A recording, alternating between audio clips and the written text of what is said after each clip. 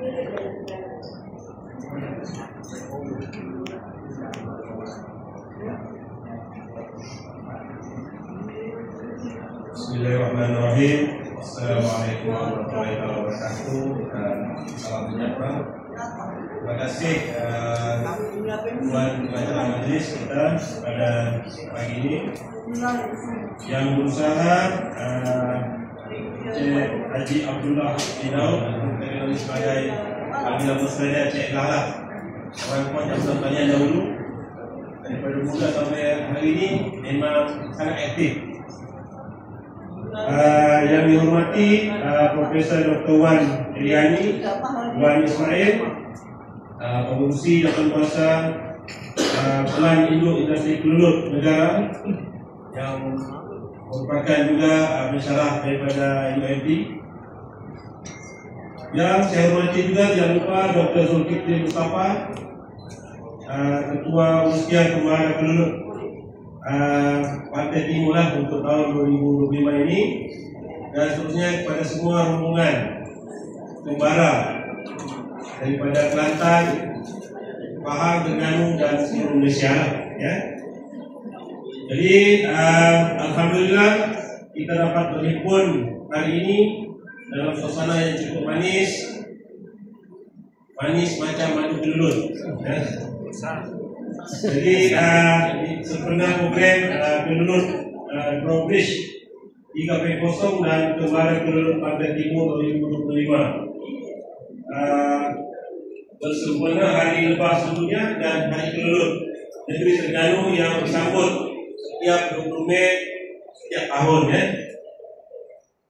Jadi kalau dunia kita ada hari-hari lepas, kita di Terengganu pun ataupun di Malaysia ini kita ada hari kelulut lah. Maksudnya kita sekalikan sambutan itu, sebab kita bukan biasa-biasa, sebab kita negeri maju, berkat dan sejahtera.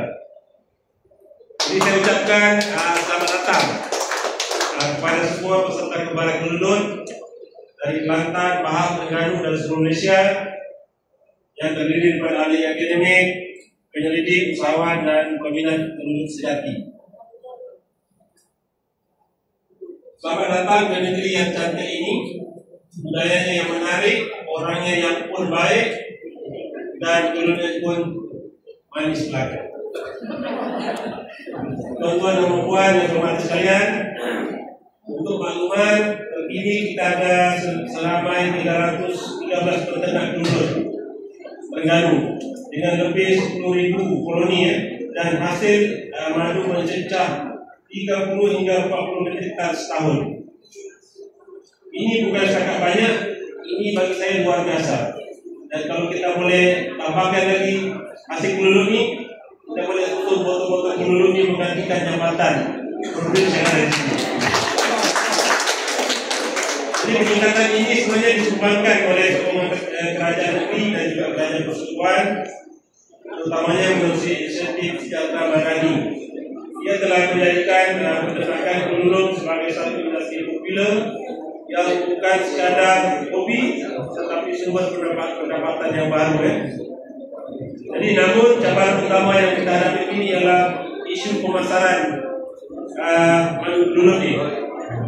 Yang pertama ialah isu lambakan madu import dari luar negara, terutamanya dari Asia Tenggara, telah menguasai pasaran tempatan dengan harga lebih rendah ya.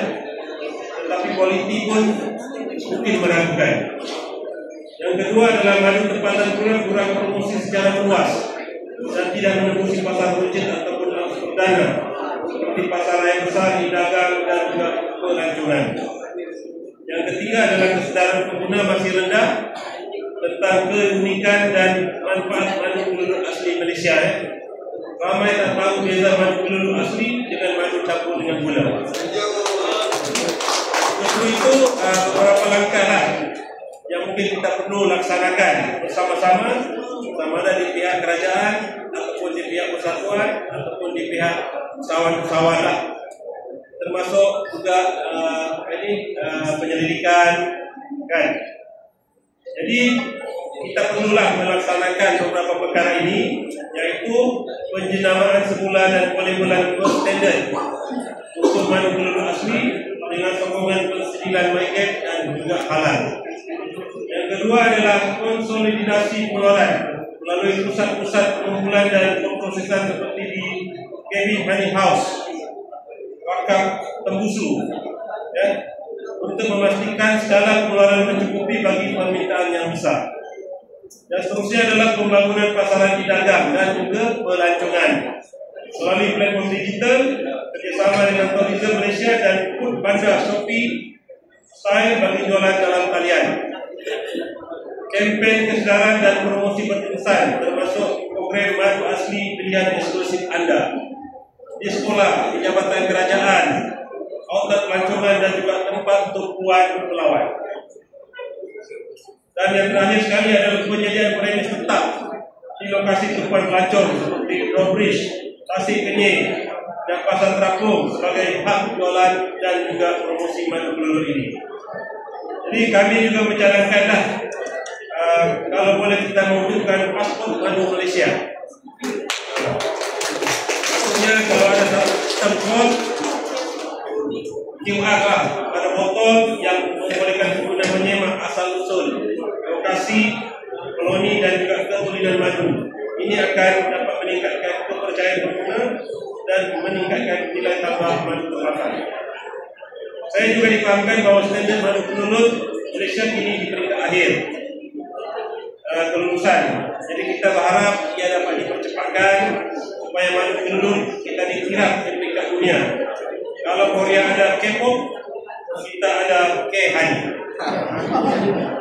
Akhir kata, sabas dan tahniah kepada semua yang terlibat.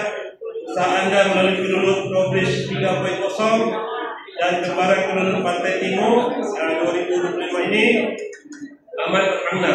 Pertama kini berkira sebagai contoh Terengganu kini mengiktiraf melon manis Terengganu MNP dan juga madu penulut oleh-oleh Terengganu sebagai produk pelancongan negeri. Selepas rokok lekor dan batik, jadi selepas ini pelancong mesti balik bawa 3 benda: batik, rokok dan juga madu. Terima kasih kepada semua rakan terdidik Drawbridge, Jabatan Agensi Pertanian, Parti, USN, UMP, Uniza, UMP, GP, UKM, dan semua persatuan serta peserta kembara ini. Dengan lafaz Bismillahirrahmanirrahim, saya yang ini sukacitanya merasmikan program Penulut Drawbridge 3.0. Sekian, terima kasih. Madu penulut Terengganu, manisnya berkat, harumnya sejahtera. Sekian. Oke, terima kasih kepada